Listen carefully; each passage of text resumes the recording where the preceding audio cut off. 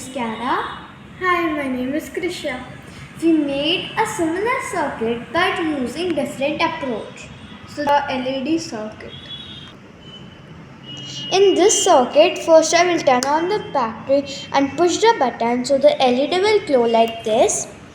In this circuit, I have used first battery, then push button and LED. Similarly, I did the same thing but I used a different approach. First, I will turn on the battery to start the circuit. Then I will push the push button to activate the LED to start glowing. So first I connected the battery to the LED, then at the last I connected it to the push button. Thank you. Thank you.